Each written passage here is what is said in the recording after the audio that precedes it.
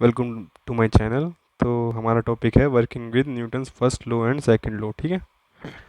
तो पहली चीज़ जो हमने देखा कि एक पार्टिकल के लिए वैलिड होता है, लेकिन प्रैक्टिकल सिचुएशन में मैं अगर देखूं, प्रैक्टिकल सिचुएशंस की मैं बात करूं, तो हमारे पास सिर्फ पार्टिकल्स नहीं होते, हमारे पास बॉडीज़ होती हैं। ठीक है। जो कि पार्टिकल से मिलकर बनी होती हैं। तो यहाँ पर एक कंसेप्ट आता है, छोटा सा कंसेप्ट है। यदि ईच पार्ट, ठीक है, यदि, ये आप लिख लेना, each part of the body,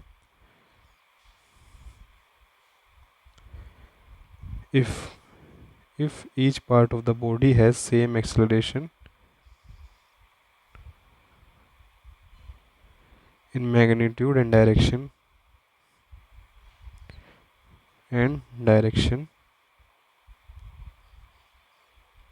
तो हमारे जो न्यूटन्स के लॉ हैं वो वैलिड है। ठीक है।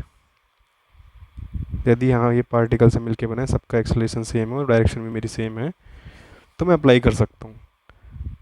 तो जब क्वेश्चंस करते हैं ना, तो कुछ स्टेप्स हैं जो आपको फॉलो करने होंगे, तभी आप क्वेश्चन कर पाओगे, नहीं तो आप नहीं कर पाओगे। तो वो स्टेप्स आप थोड़ा लिख लीजिए, याद कर लेना, क्योंकि आप ये फॉलो करके चलोगे तो क्वेश्चन को सोल्व करना आसान हो जाएगा। कर आप वैसे भी लोगे, छोटे छोटे क्वेश्चन होंगे, आप बिना स्टेप्स को फॉलो करे भी कर लोगे, लेकिन बड़े जब क्वेश्चन आते हैं तो हमको क्वेश्चन को तोड़ना पड़ता है। ठीक है। तो छोटे छोटे स्टेप में आप तोड़ोगे तो बड़े आसानी से उस क्वेश्चन को कर लोगे। ठीक है। तो हम स्टेप्स देख लें। तो सबसे पहला होता है स्टेप हमारा, डिसाइड द सिस्टम। क्या करना है हमको? सिस्टम डिसाइड करना है। मेरे पास एक सिस्टम है, सपोज हम एक सिंपल लेके चलते हैं कि लिफ्ट है मेरे पास, लिफ्ट में मेरे पास बंदा है और ये डाउनवर्ड सपोज ए एक्सेलरेशन से नीचे नीचे मूव कर रही है। पूरा सिस्टम एक्सेलरेशन ए से नीचे मूव कर रहा है।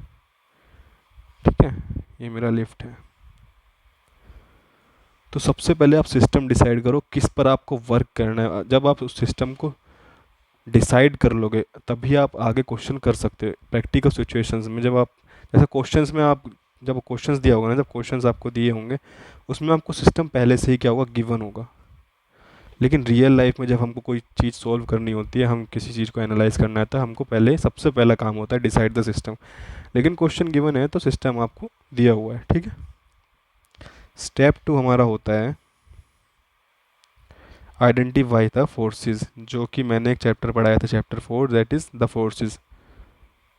तो हमारा सेकंड स्टेप होता है आइडेंटिफाई द फोर्सेस। जितने भी फोर्सेस उस सिस्टम पर काम कर रहे हैं, उस बॉडी पर काम कर, उस पार्टिकल पे काम कर रहे हैं, वो आपको फोर्सेस पता करने होंगे। जैसे कि सपोज करो मेरे पास ये पार्टिकल है, ठीक है, तो ये डाउनवर्ड इस पे एक्सेलरेशन क्या होगा, हमेशा mg होगा ही। और अगर सपोज ये किसी के साथ कॉन्टैक्ट में आ गया है तो उस कॉन्टैक्ट फोर्स लगेगा। ठीक है। सपोज कोई यहाँ पे एक्सेलरेशन भी लगा रहा है, सॉरी एक फोर्स एक और लगा रहा है, मैं ही लगा रहा हूँ। ठीक है। तो मुझे सभी फोर्सेस की एक नॉलेज होनी चाहिए। आपको आइडेंटिफाई भी करने पड़ेंगे कौन कौन से फोर्स। जब आप सारे फोर्सेस आइडेंटिफाई कर लोगे, उनकी डायरेक्शन, उसका मैग्नीट्यूड कर लोगे, तब भी आप क्वेश्चन में आगे बढ़ सकते हो। ठीक है। तो जो मैंने चैप्टर 4 पढ़ाया था फोर्सेस, वो बहुत इंपॉर्टेंट है इसके लिए। नाउ स्टेप 3 हमारा होता है most important step, that is make a free body diagram. Free body diagram ये आपको बनाना आना चाहिए और ये आपको प्रैक्टिस के साथ आएगा। ठीक है। सिर्फ पढ़ के नहीं आएगा, प्रैक्टिस करोगे जब आप लगातार क्वेश्चंस की, तब आपको समझ आने लगेंगे, अच्छा इस तरीके से फ्री बॉडी डायग्राम बनाने हैं। तो सपोज करो मेरे पास एक बॉक्स है, एक मेरे पास बॉक्स है और ये टेबल पर रखा हुआ है अभी। तो बॉक्स का मास m है, तो डाउनवर्ड मेरे पास क्या फोर्स लगेगा, mg। एंड जो मेरे पास अपवर्ड फोर्स लगेगा वो क्या होता है हमारा, रिएक्शन फोर्स। ठीक है। कॉन्टैक्ट फोर्स कह लीजिए आप या तो। ठीक है। तो ये हमारे पास लगेगा। फ्री बॉडी डायग्राम क्या कहता है, सिर्फ फोर्सेस को आप लेकर चलो। मेरे पास मास था, नीचे क्या फोर्स लग रहा है मेरे पास mg, ऊपर क्या फोर्स लग रहा है मेरे पास, रिएक्शन फोर्स। यही क्या, इसी को कहते हैं हम, जब हम सिर्फ फोर्सेस लेकर चलते हैं, that is free body diagram. Definition आप देख लेना, नेट पर देख लेना कहीं और से, लेकिन मेन चीज़ है आपको बनाने आने चाहिए फ्री बॉडी डायग्राम, ठीक है। तो यहाँ पर मुझे क्या पता है कि एक्सलेशन क्या है, 0 है, तो यहाँ से आर इक्वल्स टू क्या आ गया, एम जी। सपोज करो यहाँ कि टेबल जो है गिर रही है, ठीक है, ये दोनों कॉन्टैक्ट में किस तरीके से चिपके हुए हैं और एक्सलेशन है मेरे पास कुछ ना कुछ, मैं 3 मान लेता हूँ। तो यहाँ से क्या आएगा, जो नीचे जो फोर्स है इसका मतलब ज़्यादा है, अगर डाउनवर्ड एक्सलेशन है तो नीचे का फोर्स मेरा ज़्यादा है, इसका मतलब एम जी माइनस आर, ये क्या हो गया, एक नेट फोर्स हो गया मेरे पास, ये किसके इक्वल होगा, एम, टोटल मास जो है, सपोज टेबल का मास मेरा एम है,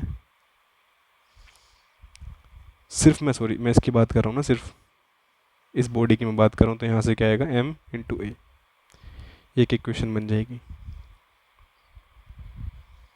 ठीक है। तो फ्री बॉडी डायग्राम का आना चाहिए आपको बनाना। चौथा हमारा होता है, चौथा स्टेप होता है हमारा choose axis and right equation, ठीक है। आपको पहले एक एक्सिस का यहाँ का मतलब है कि आपको एक फ्रेम चूज़ करना पड़ेगा, उसके बाद आप उस फ्रेम के अकॉर्डिंग इक्वेशन को आप लिखोगे, फिर उस फ्रेम के अकॉर्डिंग ही आपको जो आंसर्स आएंगे, डिफरेंट फ्रेम्स में आंसर्स भी डिफरेंट हो जाते हैं, ठीक है। तो आपको इनर्शियल फ्रेम लेके चलना है तो एक्सिस उसी में लेके चलनी है और उस पर फिर इक्वेशन लिखकर आपको क्वेश्चन सोल्व करना है। तो हम एक क्वेश्चन लेकर चलेंगे और इन्हीं स्टेप्स को लेकर हम क्वेश्चन करेंगे। क्वेश्चन है हमारा, a block of mass m is pulled on a smooth horizontal table by a string making an angle theta with the horizontal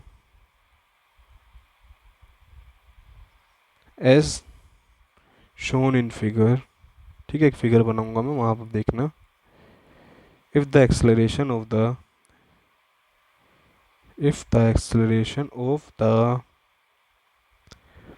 block is a, find the force applied by the string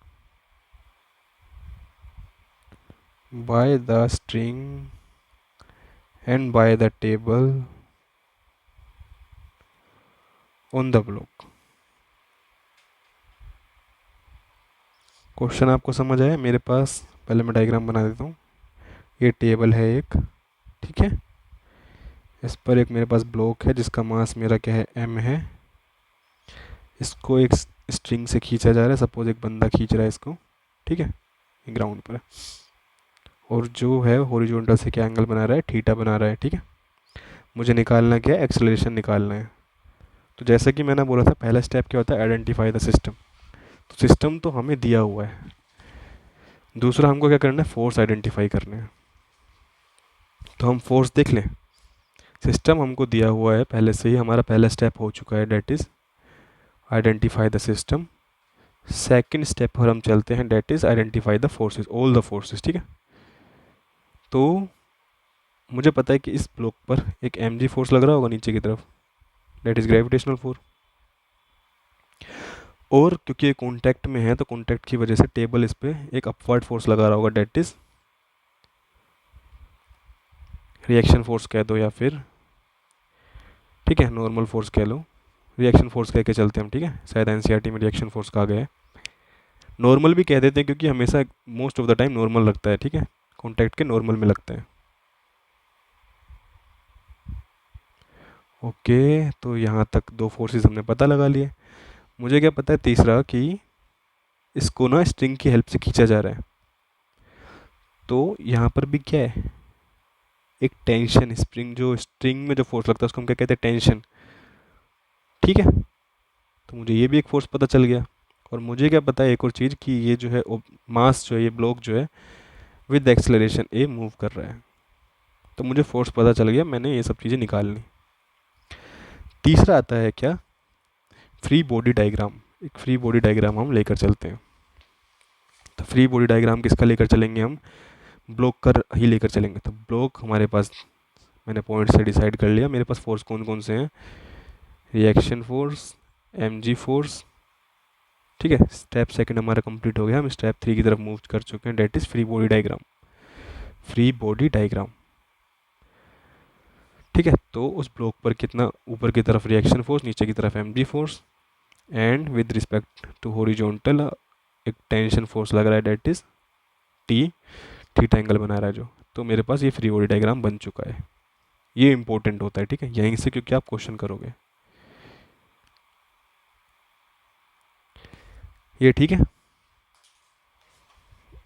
ये मेरे को समझ आ गया। अभी हम क्या देखते हैं, स्टेप 4। स्टेप 4 हमारा कहता है क्या, क्या कहता है कि एक्सिस को चूज करो एंड राइट इक्वेशंस, और इक्वेशन से हमारे पास आंसर्स आ जाएंगे। तो हम एक्सिस क्या चूज करके चले, सपोज क्योंकि ये पूरा का पूरा क्या किया, रेस्ट पर ही है, अर्थ तो मेरी रेस्ट पर है ना, वो इनर्शियल फ्रेम है, तो विद रिस्पेक्ट टू अर्थ मैं एक रेस्ट पर ही क्या मान लेता हूँ, एक्सिस मान लेता हूँ। ये क्या है, एक्स एक्सिस।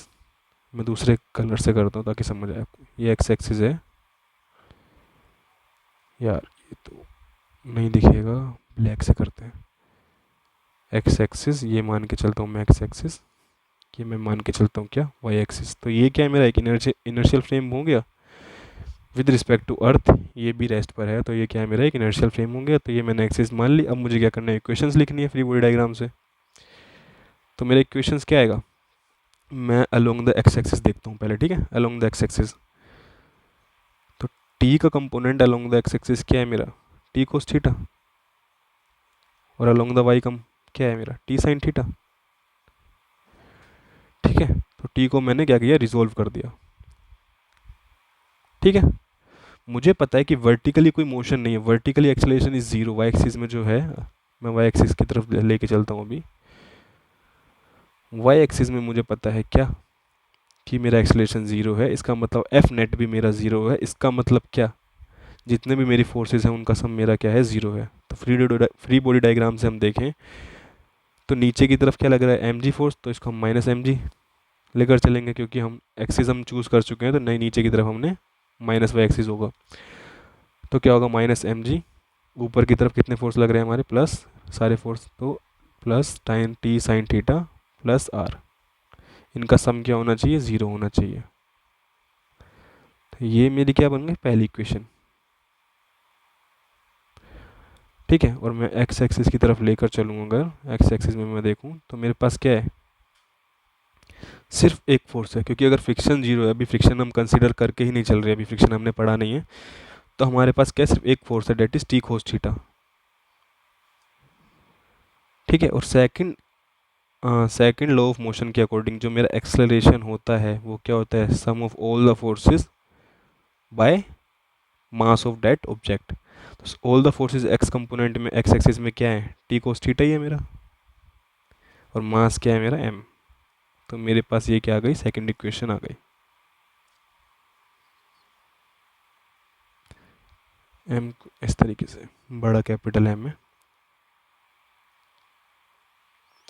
ठीक है, तो मुझे अब निकालना क्या था, क्वेश्चन में था कि find the force applied by the string and by the table on the block.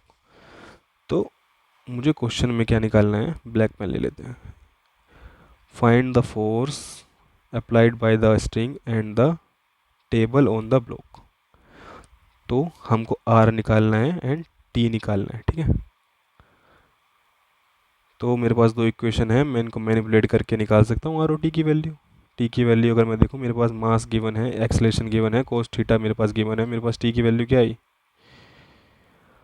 M A by cos theta. ठीक है, तो ये तो मेरा टी निकल गया। अब मुझे क्या निकालना है, आर निकालना है। यहाँ से मैं देखूँ अगर, आर क्या है मेरा, M G minus T sine theta.